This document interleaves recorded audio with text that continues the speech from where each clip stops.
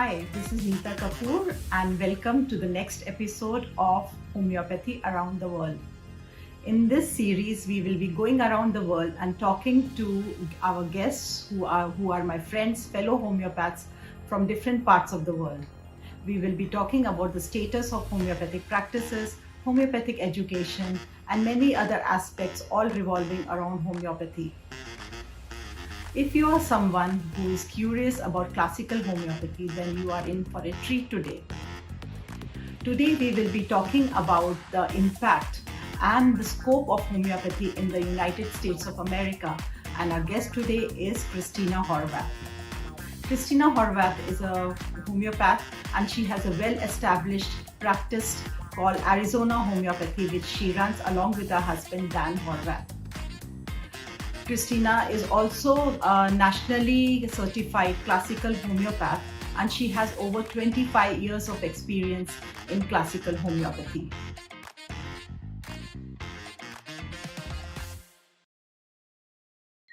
Hi Christina, thank you for taking your time today and to be with us today.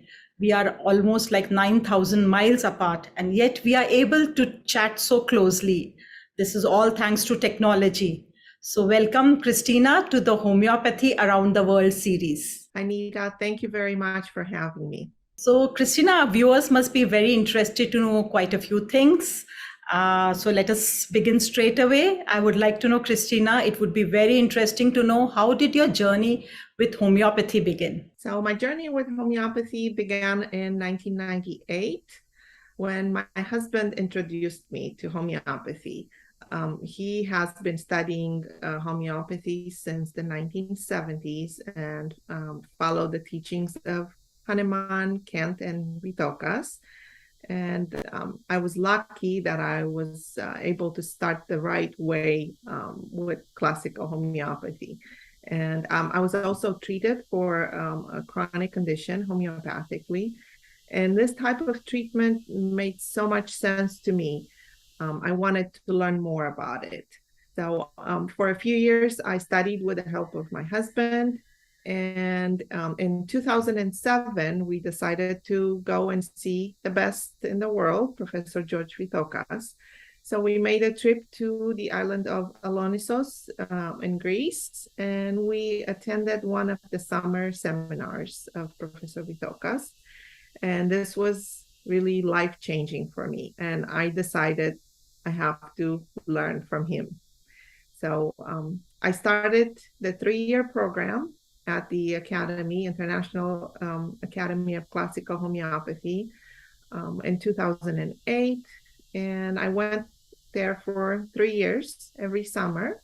I graduated in 2010, and I continued to attend the summer seminars every year in Greece until 2019, when I wasn't able to go in 2020 and 21 because of the pandemic. But hopefully we'll be able to do that sometime soon again. Things are normalizing slowly and really hope to really go back to Alonissos.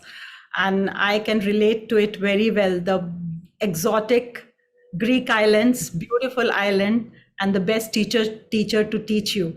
So we all are waiting to go back to our studies with Professor Vithoulkas. Wonderful. Yeah? So moving on, Christina, these days we are seeing all over the world that there is a considerable rise in alternative therapies. There is a trend seen that there's an increase of people are going towards alternative therapies. Is this trend seen in the US too, especially for homeopathy? Do you see it there? Yes, we do see it too here in the US. And I think part of it is because more and more people are becoming aware of the negative side effects of allopathic treatments. They go to the doctor and they expect to feel better, and they get a lot of negative side effects, and they go for years, and the chronic conditions are not getting better. So we do see a trend towards allopathic, the alternative therapies versus the allopathic method. Okay, so it is in line with the trend all over the world, yes. And what is the profile of the patients that who come for homeopathic treatment, and for what kind of conditions? Well, in our practice right now, we have anywhere from newborns to, I think our oldest client is 98. So all ages will seek homeopathic treatment. And mostly what we see is one person in the family comes seeking homeopathic treatment, and then they recommend their family members, their children, their spouses, friends.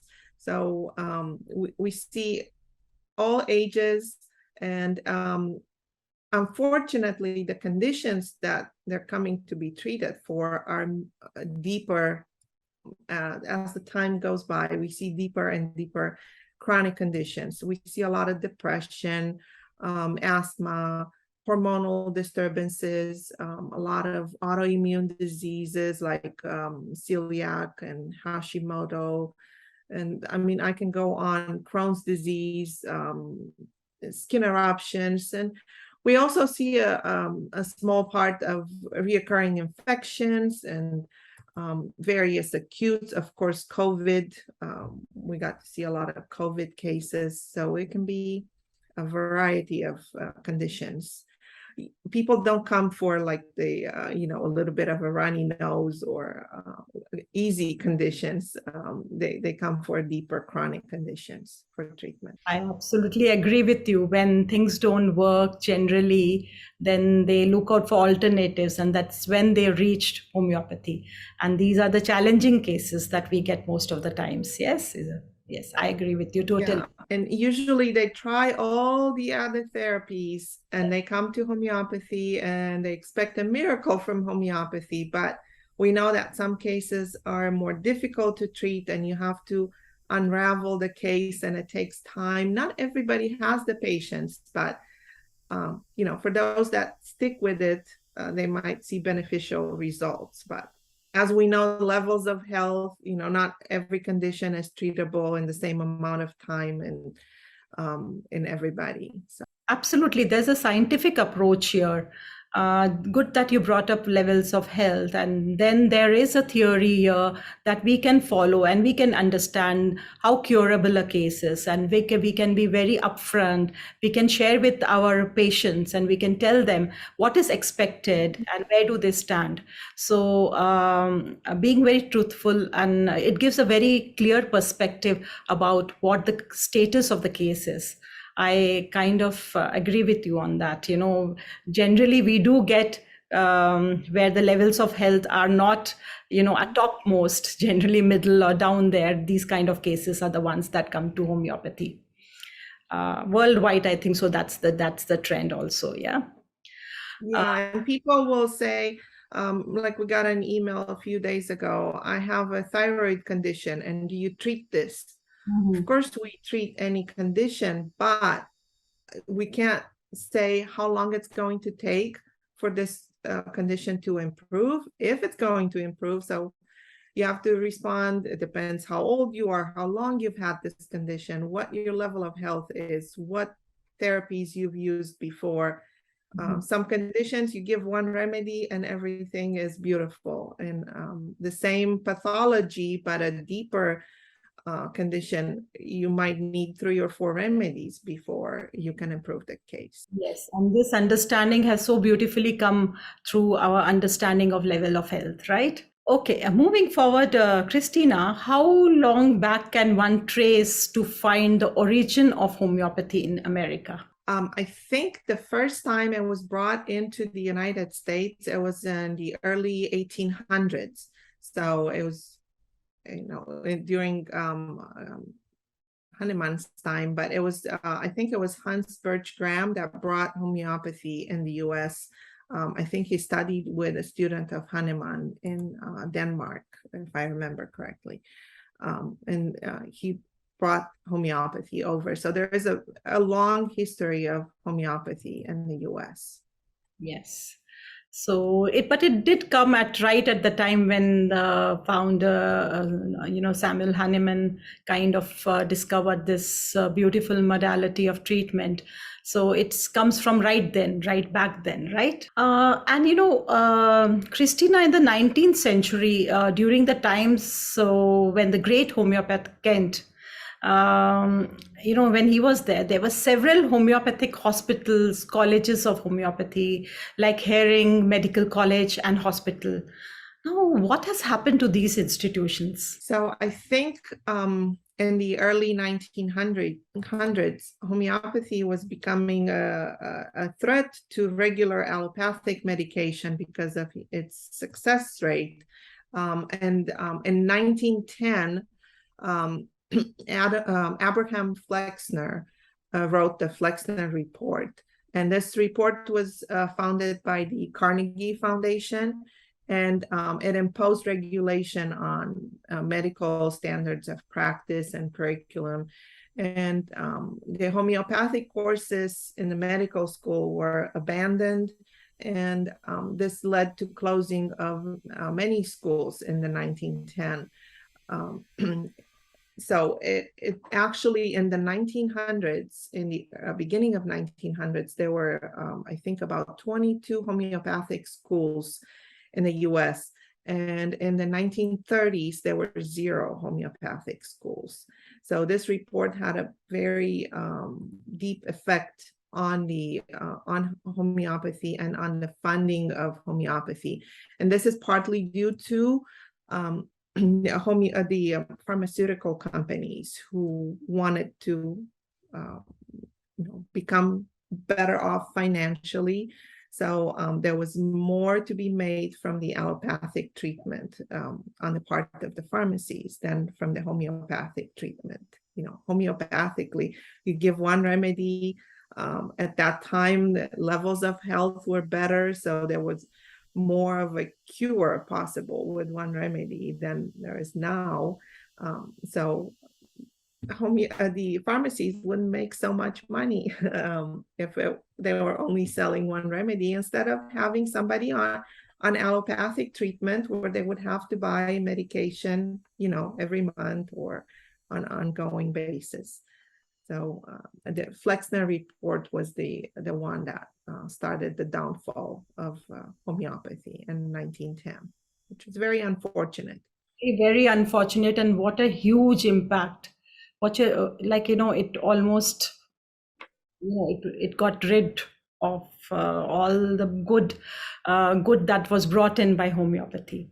And it's a very important point that you brought up. With homeopathic treatment, if there's a better state of health, just single doses work so beautifully.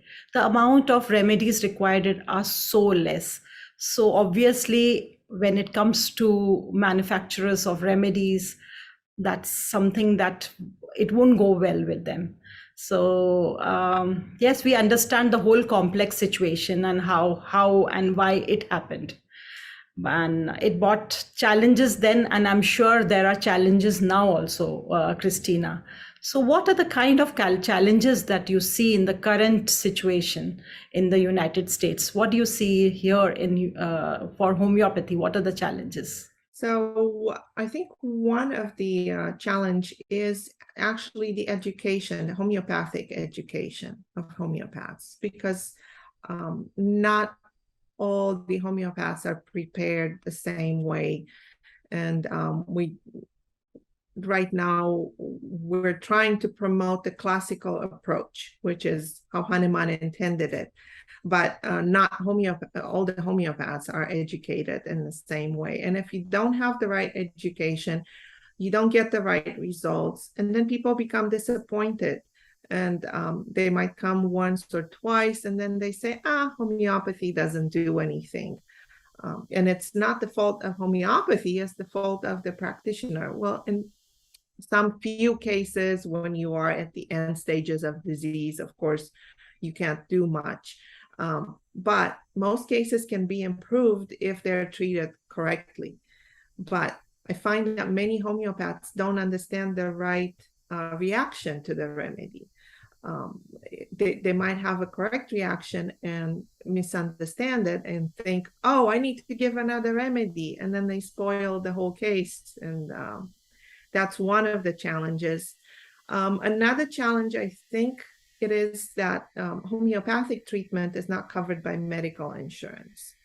So in the US, most people have medical insurance and they are used to going to a doctor, and the medical insurance will pay most of the visit, where they would have to make a small copayment. With homeopathy, they have to come up with that money upfront. And although in the long run, I think homeopathy is much cheaper, even if paying out of pocket, they don't always look at that. They just see not covered by insurance. So that sometimes might deter them from seeking homeopathic treatment. That was very precisely put, Christina. I agree with you that, the education part is so important, because there can be so many gray areas. And if you don't go back to basics and understand the correct homeopathy, it's very difficult to understand the remedy reactions, and then misjudging a right reaction, being in a hurry, giving multiple number of remedies. All these are the problems that have emerged with it.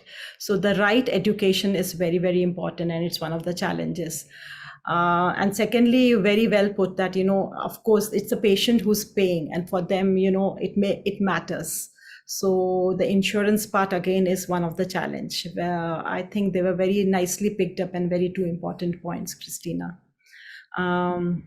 But it is said, the bigger the challenges, the bigger are the opportunities, right? So what is the scope of homeopathy in America, which is also known as the land of opportunities?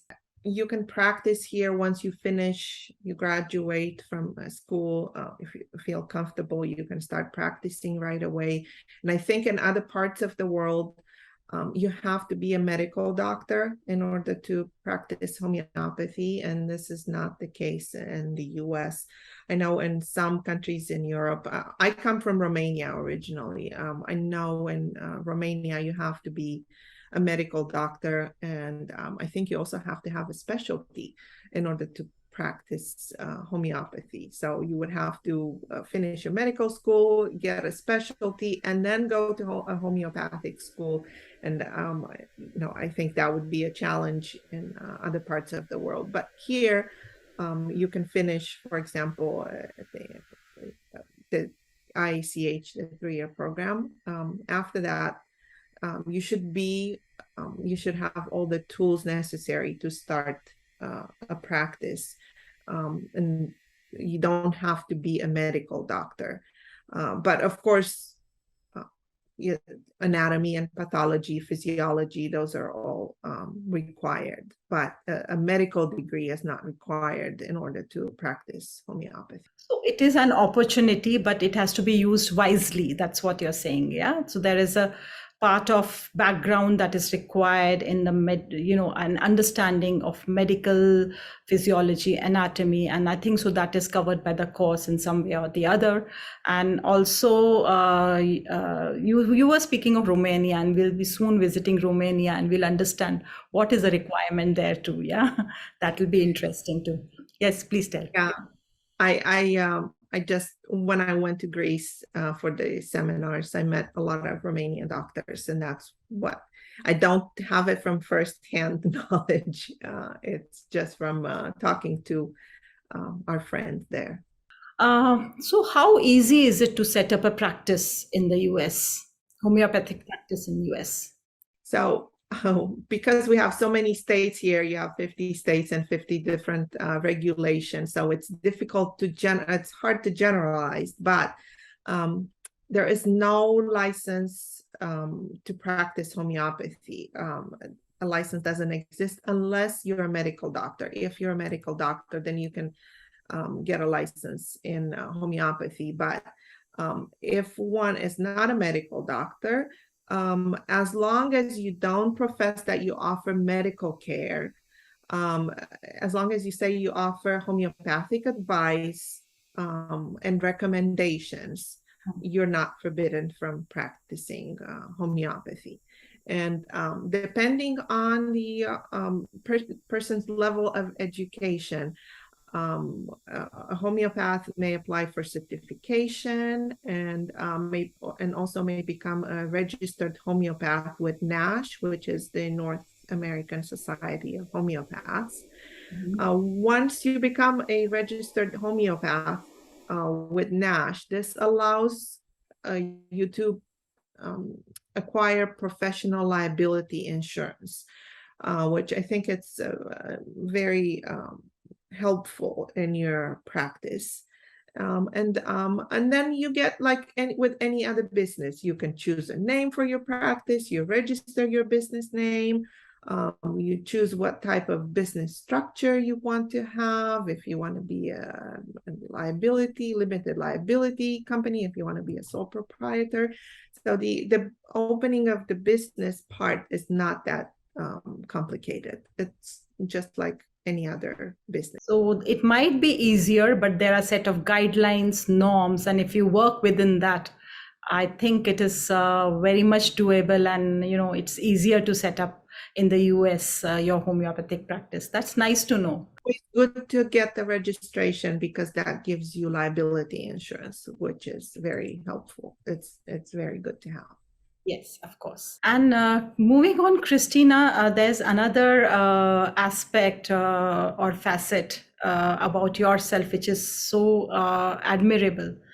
Christina, you are the coordinator for the 3-year e-learning practitioner program from the International Academy of Classical Homeopathy, Greece. And I understand that you start a new class every year at the end of August and always have 3 different batches in progress. That's commendable. What's unique about this program? Can you share with our viewers? So in this 3-year program is, first of all, it has 1,000 hours. So there are a lot of hours dedicated to studying homeopathy. It includes the levels of health, which we discussed already. That's so important for any practitioner to understand. Also, it includes besides the homeopathic theory and the materia medica, it also includes the study of organon. And I think this is very helpful because the Professor Vithoulkas actually reads every paragraph in the organon and explains it, which is mind-opening for many of us that try to read the organon in its original form, and we don't always understand everything. But the organon is explained.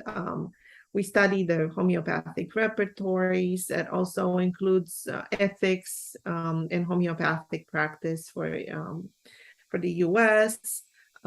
We do a lot of case repertorization. So we watch cases that Professor Vithoulkas took live at the courses, at the seminars in Alonisos. But we also repertorize the cases with the students. So we have a lot of discussion. This is a program that it has a set time. Every week you have a class, either on Monday, on Wednesday, or on a Thursday. So I think it keeps the people focused. And some people are really good at just watching on their own and learning, but some people need some type of structure in order to learn. So this program offers that structure. We also have live clinics every month, every end of the month.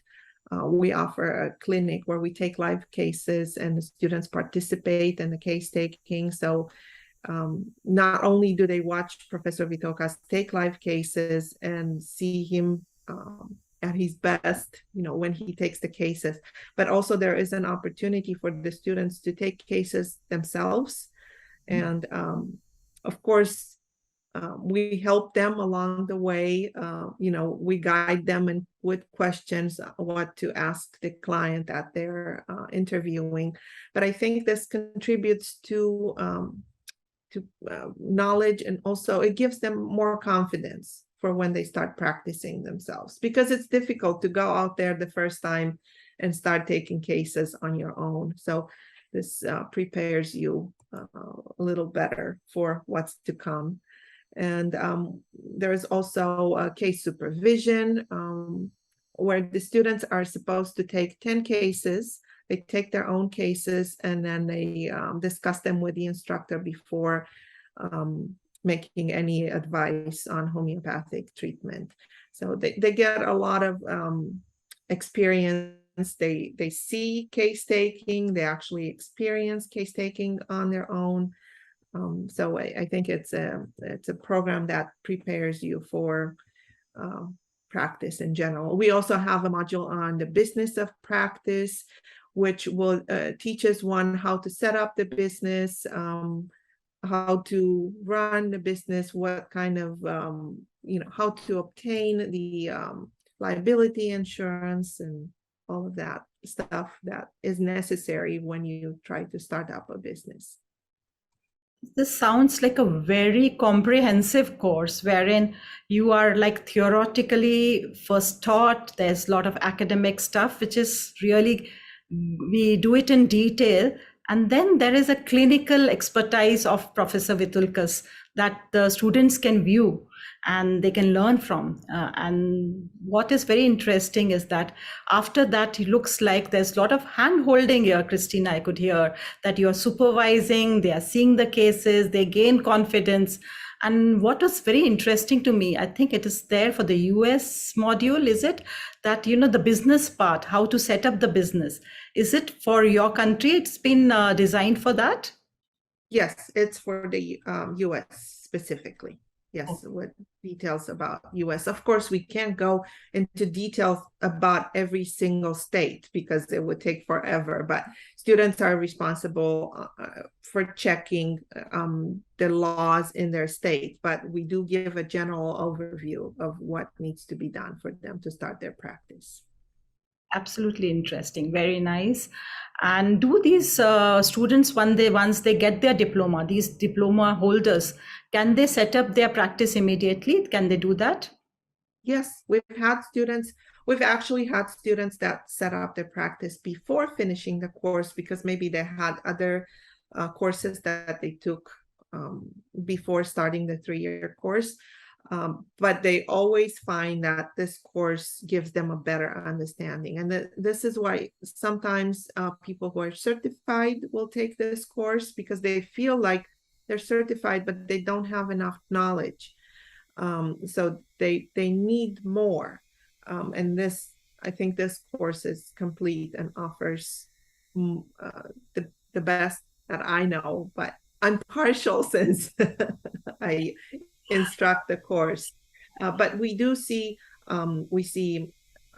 people who are already certified that take this course, people who graduated from other schools, homeopathic schools that need more understanding, and they take this course. And we have students who right after graduation will start their business. We have students who want to take their certification first and then start their business. It's a mixture. Wonderful. And I don't think so it's being partial. You yourself is like an example, a living example of how much you benefited from the course and where you have reached, and so many of your students. So definitely it's worth keeping that in mind, yes. And coming to a very important thing, which I would like to also learn from you, Christina, is what keeps you motivated to keep the torch of homeopathy education lit? As I said, it's commendable to have 3 batches of the e-learning program going on simultaneously. So what is your motivation here? Well, first of all, they say that when you do something you love, you don't work a day in your life. So this is my passion. So I don't feel like I'm working really, like you go to the office and you try. This is a pleasure for me to do. And there is so much physical, mental, and emotional suffering in this country, I feel like. And I want to try to make a difference in people's lives by spreading classical homeopathy. And I feel like we can really make a difference in people's life.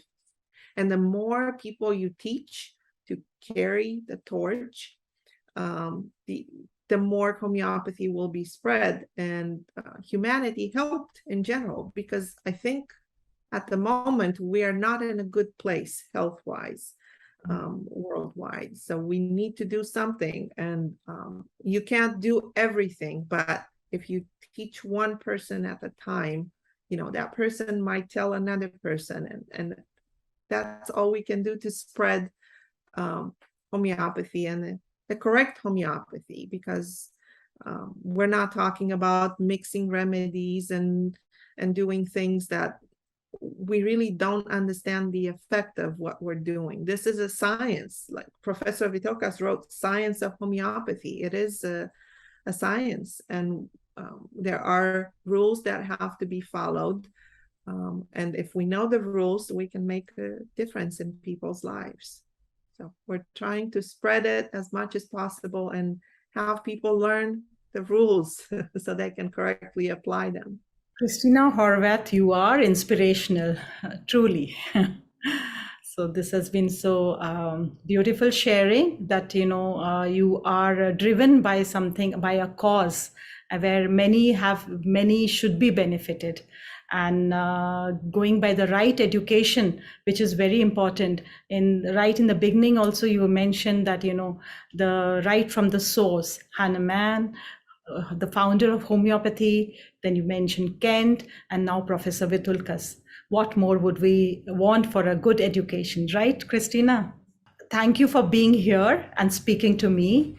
But before we end, it brings me to the last and my favorite segment of the episode, and it is called A Toast to Homeopathy. So there are 3 simple words, but 3 most defining words in homeopathy, which are similia, similibus, curanter. So let us toast for the progress of homeopathy and say together. Do you have your glass, Christina, with you? Yes. Yes. So when I say here we go, let's say together. Here we go, Christina. Similia. Similibus, curanter. Curanter.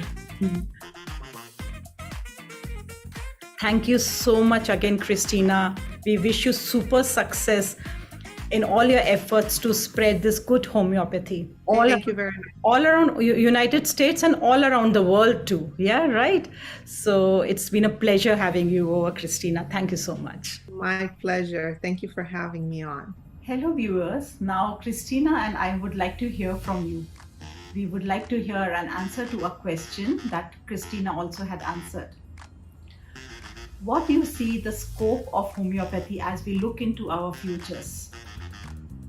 Where do you see homeopathy play a strong role? Please put in your answers in the comments below. We look forward to seeing your answers. And with this, we come to the end of today's conversation, and we will see you in the next episode next time in our series Homeopathy Around the World.